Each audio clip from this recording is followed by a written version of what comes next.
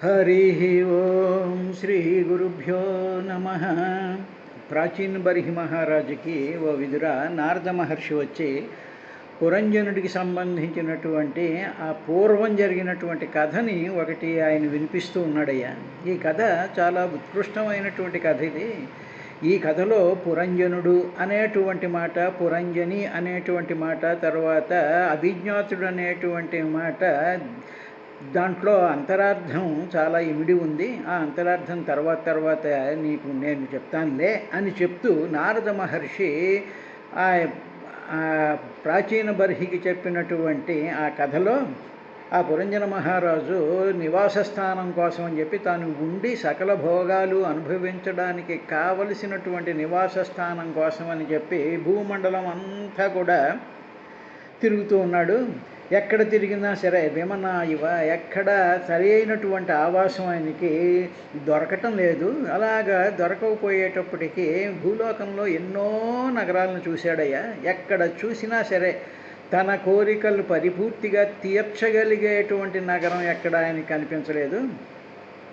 అలా తిరుగుతూ హిమవత్ పర్వతం యొక్క దక్షిణ దిక్కులో ఉండేటువంటి కొండ చర్యల మీద ఒక నగరాన్ని చూశాడు.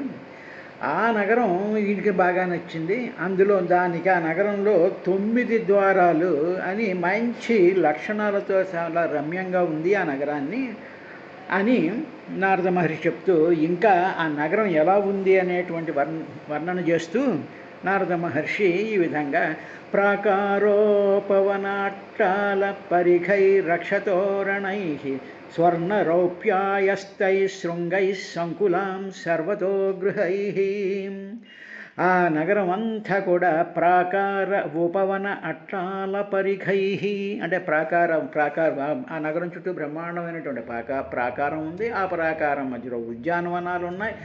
ఆ ప్రాకారం మీద బురుజులు ఉన్నాయి.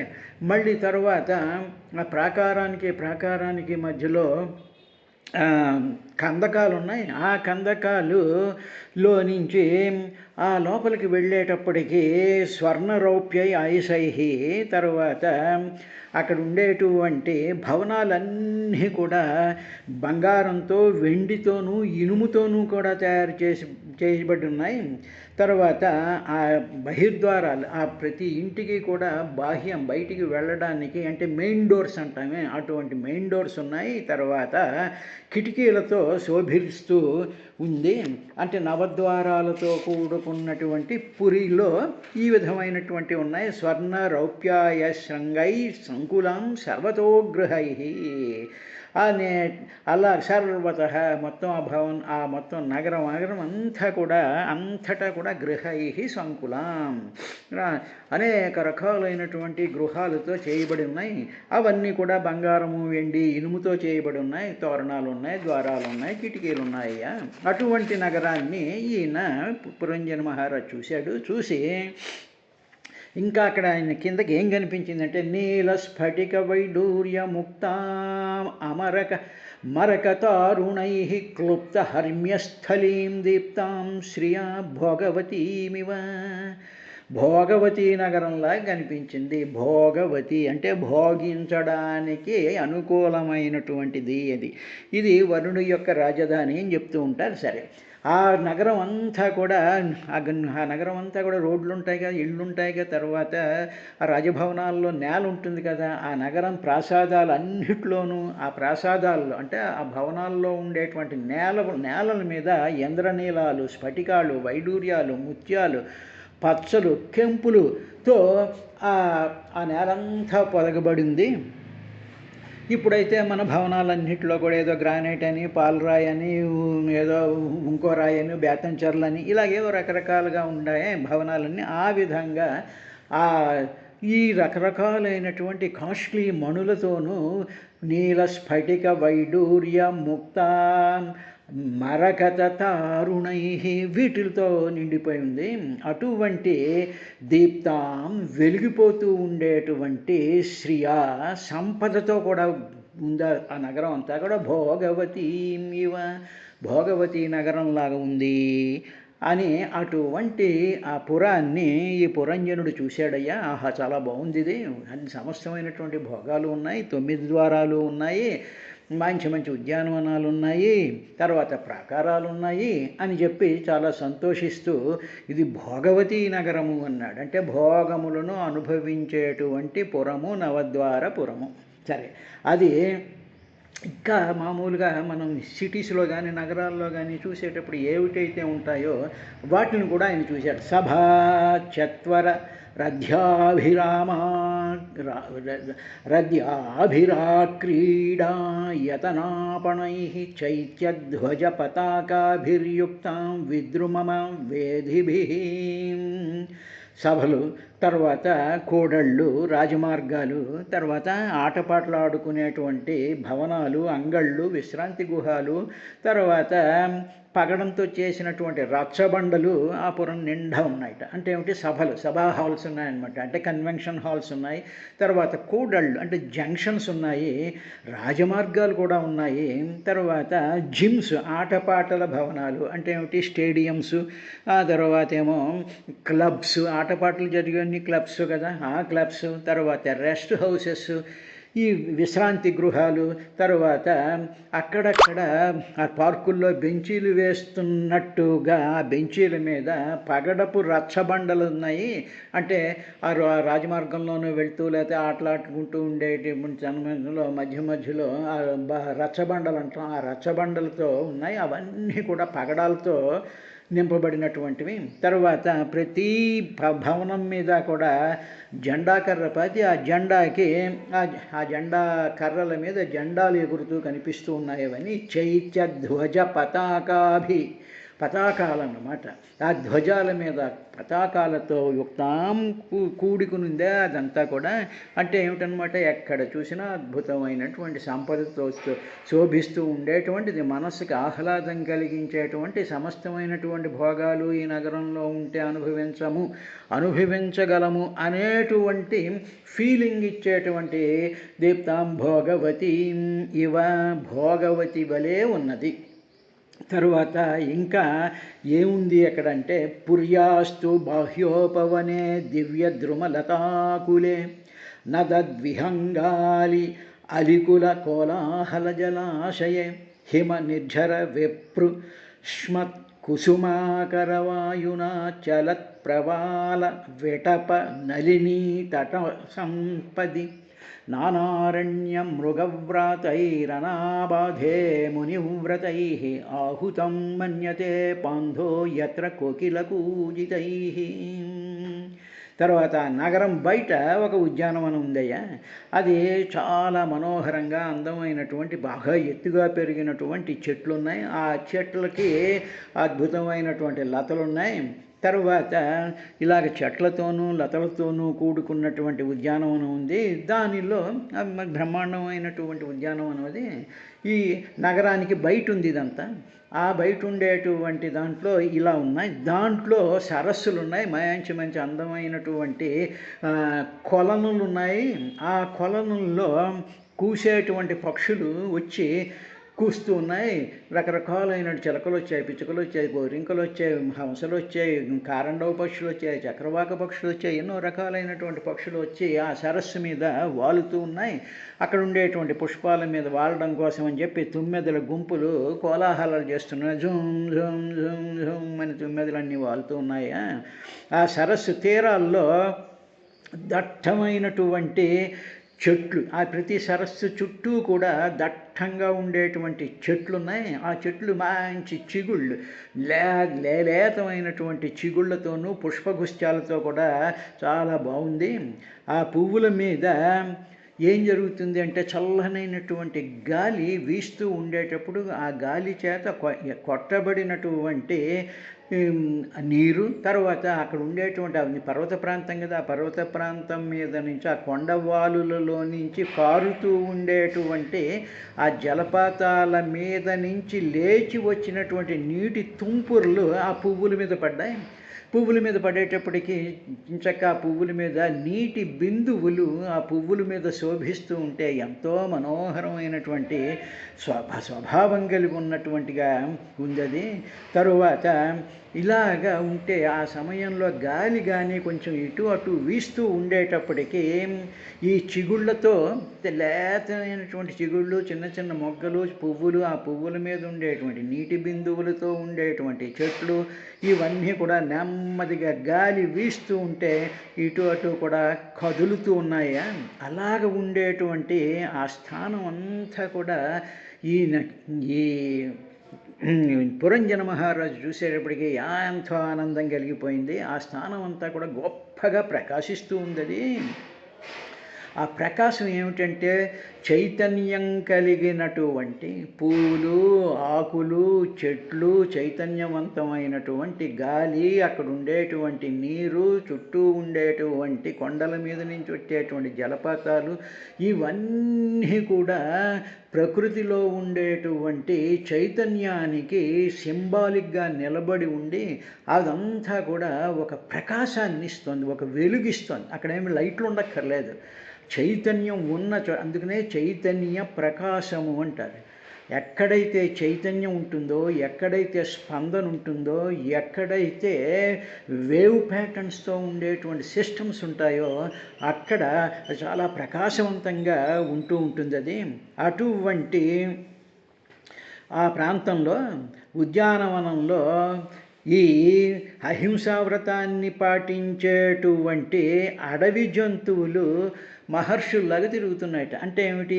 ఏ విధమైనటువంటి క్రూరత్వం లేకుండా మీద పడి చంపేటువంటి భయంకరంగా ఉండేటువంటి జంతువులు కాకుండా, ఎవరిని ఏమీ అపకారం చేయకుండా మామూలుగా మహర్షులు ఆ ఉద్యానవనాల్లోనూ అరణ్యాల్లోనూ వాళ్ళు తిరుగుతున్నట్టుగా ఇవన్నీ తిరుగుతూ గుంపులుగా కూడా తిరుగుతూ ఉన్నాయి. అలా తిరుగుతూ ఉండేటువంటి ఆ జంతువుల వల్ల అక్కడ జనులెవరికి కూడా ఏ విధమైనటువంటి బాధ కలగటం లేదు, కష్టం కలగటం లేదు. అవి వచ్చి వీళ్ళ మీద పడి తినేయడం, భయపడడం అనేటువంటిది ఏమీ లేకుండా ఉన్నాయి. అక్కడ ఏం చేస్తుందంటే ఆ ఉద్యానవనం ఆ నగరానికి బయట ఉంది. ఇప్పుడు ఏం చేస్తుంది? ఆ ఉద్యానవనంలో కోయిళ్ళు కూస్తూ అటుపక్కగా వెళ్ళేటువంటి బాటసారుల్ని ఆహ్వానిస్తున్నట్టుగా యత్ర కోకిల కూజితై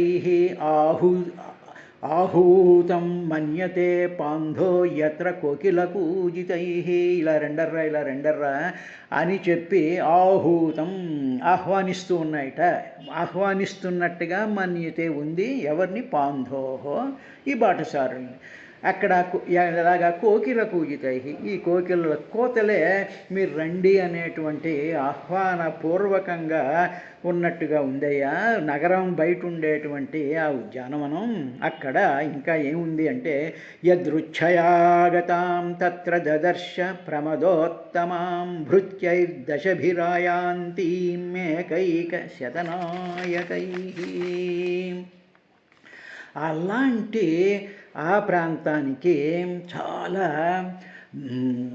మత్తు కలిగించేటువంటి, మనస్సు హరించేటువంటి, కన్నులు తిప్పుకోలేనటువంటి సౌందర్యం కలిగించేటువంటి ఒక యువతి, అంటే వయసులో ఉండేటువంటి ఒక యవ్వనవతి అచ్చడికి అనుకోకుండా ఆ ఉద్యానవన ప్రాంతానికి వచ్చిందిట. వచ్చింది, బాగానే ఉంది. ఆవిడ ఒక్కతే వచ్చిందా అంటే కాదు. ఓ ప్రాచీన బర్హి 10 మంది సేవకులు ఆవిడ వెనకాల వస్తూ ఉన్నారట. తరువాత వాళ్ళు ఆ 10 మంది సేవకులు ఉన్నారు. మంచి అందంగా మిలమిల మెరిసిపోతూ అవయవ స్ఫుటత్వంతో అందరినీ ఆకర్షించేటువంటి ఆ స్త్రీ చుట్టూ 10 మంది ఉన్నారు. వాళ్ళు ఆ 10 మంది కూడా ఒక్కొక్కరికి ఒక్కొక్కటి కూడా 100 మంది సేవకుల్ని, అంటే 100 మందిని గదమాయించి వాళ్ళ చేత పనులు చేయించేటువంటి ఆధిపత్యం గల కెపాసిటీ ఉన్న వాళ్ళు ఆ 10 మంది కూడా. అంటే ఆ వచ్చినటువంటి 10 మందిలో ఒక ఆవిడ కింద 100 మంది పనిచేస్తూ ఉంటారు, ఇంకొక ఆవిడ కింద 100 మంది పనిచేస్తూ ఉంటారు. ఇలాగ 100 మంది మీద ఆధిపత్యం కలిగినటువంటి వాళ్ళు. ఇలాగా ఆ యువతి యదృచ్ఛయా ఆగతాం ఏకశతనాయకై. అక్కడికి యదృచ్ఛయ అనుకోకుండా ఆగతాం వచ్చిందన్నమాట ఈ యువతి. ఆవిడ ఎలా ఉంది అంటే ప్రమద ఉత్తమ. ప్రమదలు అంటే మామూలుగా స్త్రీలు అని అర్థం. ప్రమద అనేటువంటి దానికి ఇంకొకటి ఏమిటి అంటే మత్తు కలిగించేటువంటిది. అంటే ఏమిటన్నమాట, మనం ఎప్పుడైతే చూస్తామో మన మనసులో కోరికలను జనరేట్ చేసి మత్తు కలిగించి ఇంకా చూడాలి అనేటువంటి ఆ ప్రమత్త భావాన్ని కలిగించేటువంటి వాటిలో ఉత్తమమైనటువంటిది ఆ యువతిని సౌందర్యం కలిగినటువంటి ప్రమద ఉత్తమం దదర్శ. అక్కడ కనిపించింది ఆవిడ. అక్కడికి వచ్చిందయ్యా. ఆ వచ్చేటప్పటికీ అక్కడ ఏం చేస్తుంది అనేటువంటి విషయాన్ని చెప్తూ పంచశీర్షాహినా గుప్తాం ప్రతిహారేణ సర్వతః అన్వేషమాణా మృషభం ప్రౌఢాం కామరూపిణీ అని అక్కడ ఏముంది అనేటువంటి విషయాన్ని ప్రాచీన బర్హి మహారాజుకి నారద మహర్షి చెప్తూ ఆవిడ చాలా అనేక రకాలుగా సింగారించుకుంటోందట. ఏంటంటే ఇంకా చూసారా, మామూలుగా పెళ్ళిళ్ళలో ఏం చేస్తూ ఉంటారంటే గంటకి వీళ్ళకి చీరలు మార్చేసేసుకుని వస్తూ ఉంటానే. అంటే మాటికి చీరలు మార్చేసేసుకుని మాటికి మళ్ళీ మేకప్ కొట్టేసేసుకుని ఆ తర్వాత చిన్నపిల్లలకి డ్రెస్సులు మార్చేసేసి ఈ విధంగా చేస్తూ ఉంటారే. అలాగన్నమాట అనేక రకాలుగా సింగారించేసుకుంటోంది ఆ యువతి. అలాగ సింగారించుకుని మత్తు కలిగించేటువంటి ఉత్తమమైనటువంటి మహాసౌందర్యవతమైనటువంటి ఆ స్త్రీకి 10 మంది పరిచారకులు సేవికలు ఉన్నారు. ఒక్కొక్కళ్ళు 100 మందిని కంట్రోల్ చేయగలిగినటువంటి వాళ్ళు ఆ 10 మంది కూడా. అటువంటి వాళ్ళతో పాటు 5 పడగల కలిగినటువంటి ఒక పాము ద్వారపాలకుడిగా ఉండే ఆయన అన్ని వైపుల నుంచి కూడా రక్షిస్తూ ఉన్నాడు. ఒక ద్వారపాలకుడు ఉన్నాడు, వాడు 5 పడగల పాము అన్నమాట. 5 పడగల పాము ఆవిడతో పాటు వస్తుంది. ఆవిడ మాత్రం చాలా అమాయకురాలయ్యా. అలాగ అమాయకురాలుగా ఉండేటువంటి ఆమె మంచి నూతనమైనటువంటి అప్పుడే యవ్వనంలోకి అడుగుపెట్టినటువంటి ఆ యువతి ఆవిడ ఎందుకు వస్తోంది అంటే ఆమె భర్త కోసం వెతుక్కుంటూ ఆవిడ వస్తుంది.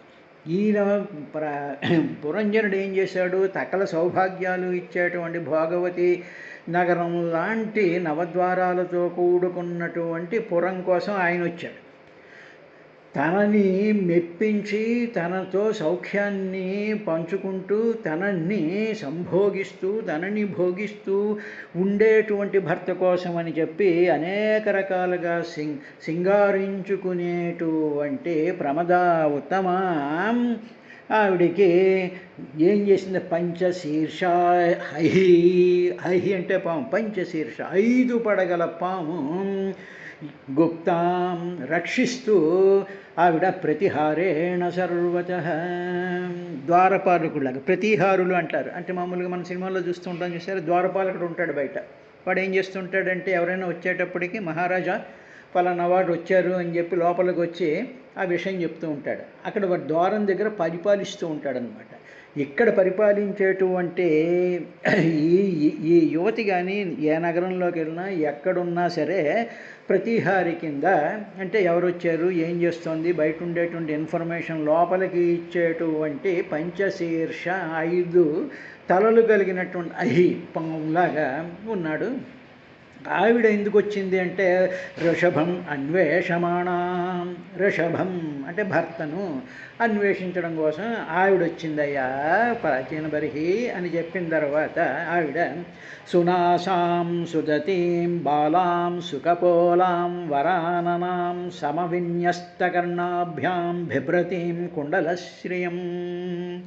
మరి ఆ యువత చాలా అందంగా ఉంది అని చెప్పేస్తే లాభం లేదు కదా. ఆ యువత ఎలా ఉందంటేట సునాసాం చక్కని ముక్కుంది, తర్వాత అందమైనటువంటి దంతాలు ఉన్నాయి, చక్కనైనటువంటి చెక్కిళ్ళు మెల్లమెల్ల మెల్లమెల్ల మెరిసిపోతూ ఉన్నాయి, అందమైనటువంటి ముక్కు కలిగి ఉంది. ఆమె చెవులు సిమ్మెట్రికల్గా ఒకే డైమెన్షన్ కలిగి ఒకటి అటు ఒకటి ఇటు లేకుండా చూడగానే అబ్బా ఎంత బాగున్నాయి ఈ చెవులు అనిపించేటువంటిగా ఉన్నాయి. ఆ చెవులకి కుండలాలు శోభిస్తూ ఉన్నాయి, మంచి రింగులు పెట్టుకొచ్చింది ఆవిడ. సునాసాం సుదతీం బాలాం సుఖపోలాం వరాననాం వర ఆననాం. వర అంటే చాలా శ్రేష్టమైనటువంటి లేకపోతే అందమైనటువంటి దాన్ని వర అనేటువంటి దాన్ని ఇంకొకటి వరించడం అన్నమాట. అంటే చూడగానే మన మనసుని వరించేసేటువంటి ఆననం, అంత ముఖం కలిగినటువంటిది. సమవిన్యస్త కర్ణాభ్యాం, సమంగా విన్యస్త ఉంచబడినటువంటి కర్ణాభ్యాం, చెవులతో కూడుకునుంది. అటువంటి బాలాం బిభ్రతీం, ఆవిడ అలా శోభిస్తూ ఉందయ్యా. అటువంటి ఆవిడ ఇంకా ఎలా ఉంది అంటే పిశంగనీవీం శుశ్రోణీం శ్యామాం కనకమేఖలాం పద్భ్యాం కొణద్భ్యాం చలతీం నూపురైర్దేవతామివ. మంచి శ్యామల వర్ణం కలిగి ఉంది ఆవిడ. అంటే చామన ఛాయగా ఉంటా అంటారు చూసారా, ఆ విధమైనటువంటిది. ఆ చామన ఛాయలో ఏమిటి ఉంటుంది అంటే చాలా మృదుత్వం ఉంటుంది, సున్నితత్వం ఉంటుంది, స్నిగ్ధత్వం ఉంటుంది, మెరుపు కూడా ఉండేటువంటి దాన్ని శ్యామల వర్ణం అంటారు. అటువంటి ఆవిడ పిశంగనీవి, పచ్చని చీర ఒకటి కట్టుకుంది, చీరని నడుమికి దాల్చుకుందయ్యా. తరువాత మంచి చక్కని శుశ్రోణి, కటిభాగం చాలా అందంగా ఉంది. తర్వాత మంచి బంగారు మొలనూలు కడుక్కుంది. ఆవిడ దేవతాం యువ చలతీం, దేవతా స్త్రీలాగా చలతీం నడుస్తూ, కాలి అందలు ఘల్ ఘల్ ఘల్ ఘల్ అంటూ ఉంటే చేతి కంకణాలు కొణత్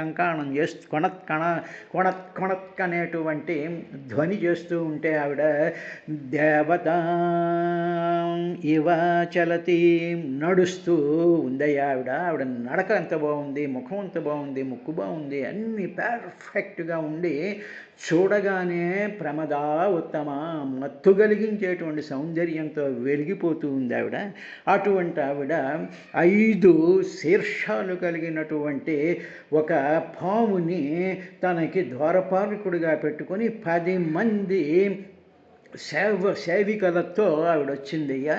అలా వచ్చినటువంటి ఆవిడ స్తనౌ వ్యంజిత కైశోరౌ సమవృత్తౌ నిరంతరౌ వస్త్రాంతేన నిగూహంతీం వ్రీడయా గజగామిని.